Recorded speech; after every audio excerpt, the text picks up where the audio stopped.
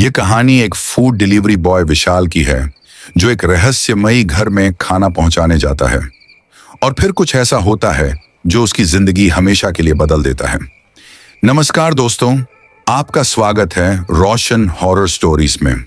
मैं हूं रोशन और यहां हर कहानी आपके रातों की नींद उड़ा देगी। तैयार हो जाइए क्योंकि आज हम लेकर आए हैं कुछ भयानक और ऐसी कहानियां जो आपके रगों को ठंडा कर देंगी। चलिए शुरू करते हैं आज की कहानी। रात के 11:37 पर थे।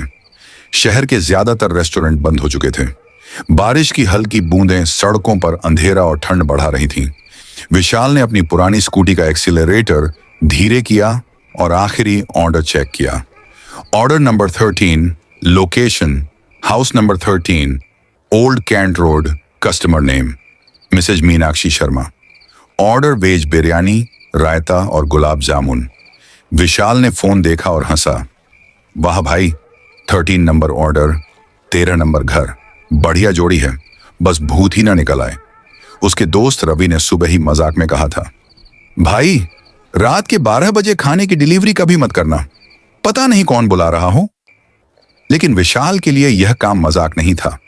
उसकी मां बीमार थी और उसे हर डिलीवरी की टिप की जरूरत थी। जैसे जैसे वो ओल्ड कैंट रोड के पास पहुंचा, सड़कें सुनसान होती गईं। लैंप पोस्ट एक एक करके बंद हो रहे थे और पेड़ों की परछाइयां जमीन पर लंबी टेढ़ी रेखाएं बना रही थीं। नेविगेशन बार बार घूम रहा था। रिकैलकुलेटिंग रिकैलकुलेटिंग।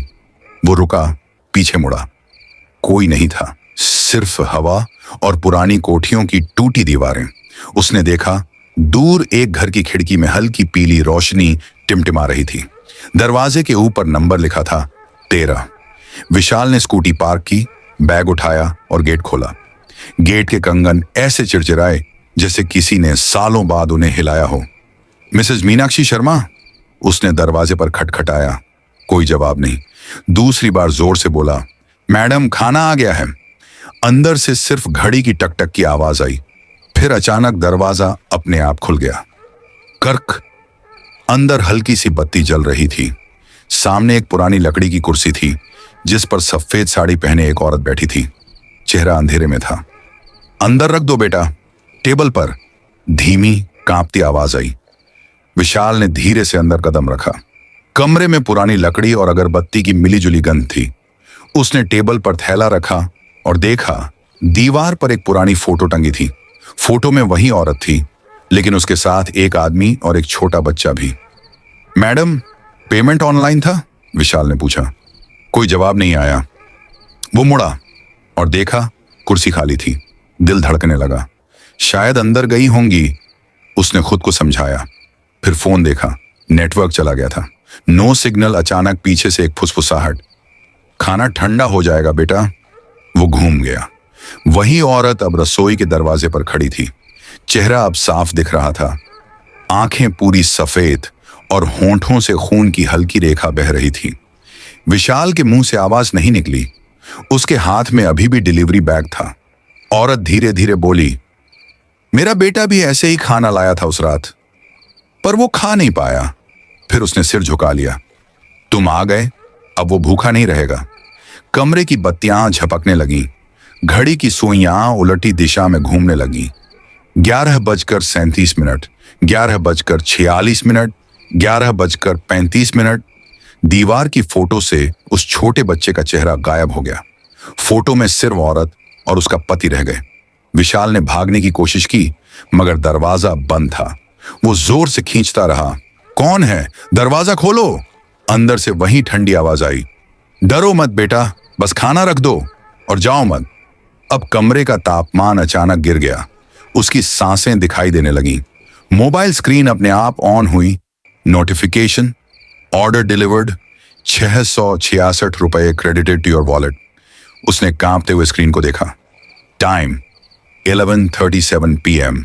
Location house number 13। स्टेटस पूरा हुआ। विशाल शर्मा ने, वो ठिठक गया। उसका खुद का नाम, उसने कभी अपना पूरा नाम ऐप पर नहीं लिखा था। अचानक बिजली चली गई। पूरा घर अंधेरे में डूब गया।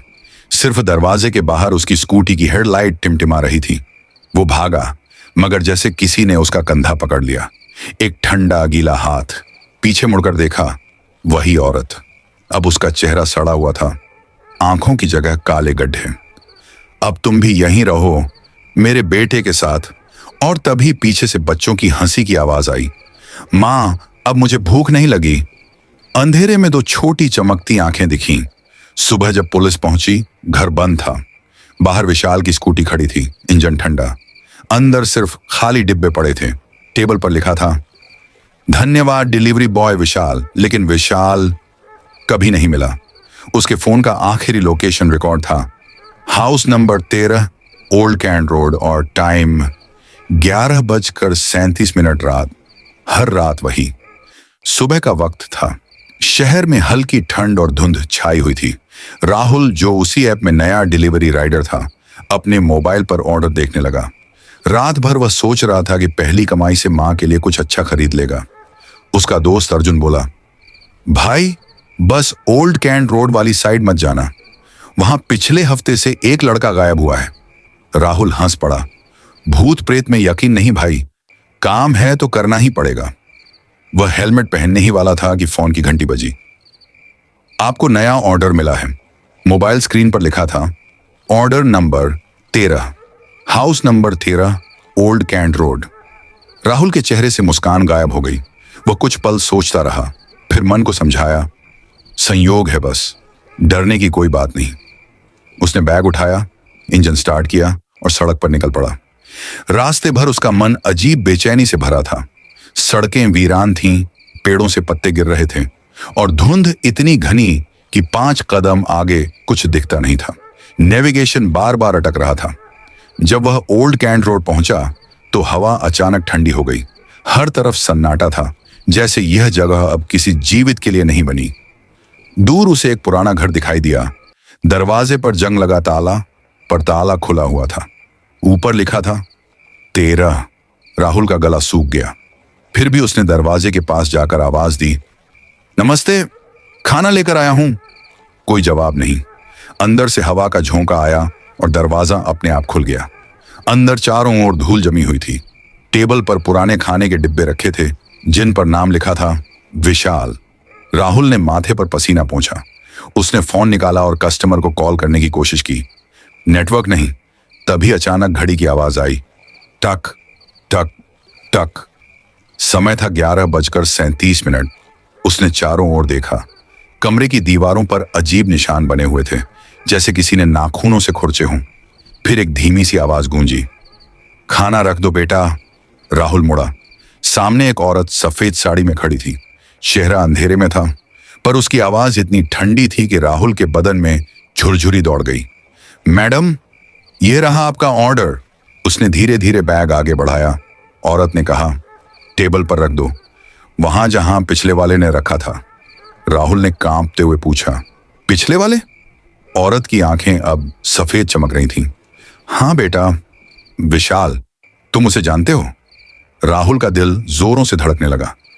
नहीं। और तभी मोबाइल की स्क्रीन अपने आप जल उठी। उस पर लिखा था, ऑर्डर डिलीवर हो गया, भुगतान 666 रुपए। राहुल ने स्क्रीन देखा। वहां डिलीवरी बॉय के नाम में लिखा था, राहुल नहीं, विशाल शर्मा। उसका सिर घूम गया। ये कैसे संभव है? मेरा नाम तो राहुल, 666 रुपये का ऑर्डर डिलीवर हो गया, भुगतान 666 रुपये। राहुल ने स्क्रीन देखा। वहां डिलीवरी बॉय के नाम में लिखा था, राहुल नहीं, विशाल शर्मा। उसका सिर घूम गया। ये कैसे संभव है? मेरा नाम तो राहुल है। तभी कमरे की बत्तियां झपकने लगीं। दीवार की घड़ी फिर उलटी दिशा में घूमने लगी। वातावरण में अगरबत्ती और सड़न की गंध भर गई। औरत धीरे धीरे पास आई। उसके कदमों की आवाज नहीं हो रही थी। हर बार कोई ना कोई आता है, पर कोई लौट कर नहीं जाता। राहुल पीछे हटने लगा। उसके पीछे दरवाजा अपने आप बंद हो गया। उसने जोर से धक्का दिया, मगर दरवाजा हिला तक नहीं। अचानक किसी बच्चे की हंसी सुनाई दी। मां, देखो, नया अंकल आया है। राहुल का गला सूख गया। उसने टॉर्च जलाई। सामने दीवार पर एक पुराना फोटो फ्रेम था। अब उसमें 3 चेहरे दिख रहे थे, वही औरत, वही बच्चा, और अब तीसरा चेहरा राहुल का था। वह डर के मारे पीछे हट गया, पर तभी उसके कंधे पर किसी ने हाथ रखा। पीछे मुड़कर देखा वहां कोई नहीं था। हाथ का निशान मगर उसकी शर्ट पर ठंडे पानी जैसा पड़ा हुआ था। अब दीवारों से धीमी फुसफुसाहट आने लगी। खाना रख दो, खाना रख दो। हजारों आवाजें एक साथ गूंजने लगीं। मोबाइल अपने आप जमीन पर गिर गया और स्क्रीन पर फिर वही संदेश चमका। ऑर्डर नंबर 13 डिलीवर हो गया। अगली सुबह पड़ोसी पुलिस को बुलाते हैं। घर के अंदर सिर्फ 2 मोबाइल मिलते हैं। एक का नाम विशाल शर्मा, दूसरा राहुल यादव। दोनों का आखिरी समय एक ही था, रात 11:37 और घर की दीवार पर अब एक नया फोटो टंगा था। वही औरत, वही बच्चा और 2 नए चेहरे, विशाल और राहुल। हाउस नंबर 13 का सच ओल्ड कैंट रोड के उस पुराने इलाके में एक समय बहुत रौनक हुआ करती थी। कहते हैं वहां का हाउस नंबर 13 कभी डॉक्टर विक्रम शर्मा का घर था। वो अपनी पत्नी मीनाक्षी और बेटे आरव के साथ वहीं रहते थे। लोग उन्हें नेक भले और मददगार कहते थे। लेकिन एक रात सब कुछ बदल गया। उस रात तेज बारिश हो रही थी, बिजली गई हुई थी और घर में सिर्फ मोमबत्ती की लौ जल रही थी। मीनाक्षी ने आरव को खाना खिलाया और विक्रम के आने का इंतजार करने लगी। वो अस्पताल से देर से लौटते थे। रात के 11:37 हुए थे। तभी बाहर गेट पर किसी ने दस्तक दी। खाना ले आओ। दरवाजे के बाहर एक आदमी खड़ा था। उसका चेहरा भीग चुका था, पर आवाज जानी पहचानी थी। मीनाक्षी ने पूछा, आप विक्रम के क्लिनिक से हैं क्या? पर कोई उत्तर नहीं मिला। जैसे ही उसने खाना देने के लिए दरवाजा खोला, आदमी ने उस पर हमला कर दिया। वो कोई और नहीं, विक्रम ही था, लेकिन उसके चेहरे पर नशे और पागलपन का साया था। अस्पताल से लौटते वक्त उसे किसी ने बताया था कि उसकी पत्नी किसी और से बात करती है, किसी डिलीवरी बॉय से। झूठी बात थी, पर उसका दिमाग उलट गया। गुस्से में उसने मीनाक्षी और अपने बेटे आरव दोनों को मार डाला। अगली सुबह पुलिस पहुंची। घर का दरवाजा खुला था, टेबल पर खाना रखा था, वही बिरयानी, वही रायता, वही गुलाब जामुन, और दीवार पर लिखा था 11:37, वही समय जब मेरा परिवार मुझसे छिन गया। विक्रम ने फांसी लगा ली थी, पर मीनाक्षी और आरव की आत्माएं वहीं कैद रह गईं। हर साल उसी तारीख पर रात 11:37 पर जब कोई भूखा या परेशान लड़का वहां खाना लेकर आता है, वो दोनों उसे अपने परिवार का हिस्सा बना लेते हैं। कहते हैं मीनाक्षी अब हर बार वही खाना मंगवाती है, वेज बिरयानी, रायता और गुलाब जामुन, और जो भी डिलीवरी बॉय आता है वो हमेशा के लिए उनका बेटा बन जाता है। 3 दिन बाद पुलिस ने वह केस बंद कर दिया। रिपोर्ट में लिखा गया, घर वीरान मिला, कोई इंसान नहीं, सिर्फ 4 तस्वीरें दीवार पर, मीनाक्षी, आरव, विशाल और राहुल। लेकिन फूड ऐप की रिपोर्ट में अजीब बात थी। उस दिन के बाद भी हर रात 11:37 पर सिस्टम में एक नया ऑर्डर आता है। Order number 13, house number 13, old cantt road. कई बार वह ऑर्डर अपने आप डिलीवर दिखा देता है, बिना किसी राइडर के वहां पहुंचे। शहर के लोग अब उस रास्ते से नहीं गुजरते, पर कुछ नई कंपनी के राइडर जब ऐप डाउनलोड करते हैं तो उन्हें सबसे पहला ऑर्डर वही मिलता है, हाउस नंबर 13। और अगर कोई बहादुरी दिखाकर वहां चला भी जाए तो अगले दिन सुबह उसकी स्कूटी बाहर खड़ी मिलती है, पर अंदर से कोई आवाज नहीं आती। सिर्फ दीवार पर एक नई तस्वीर टंगी होती है।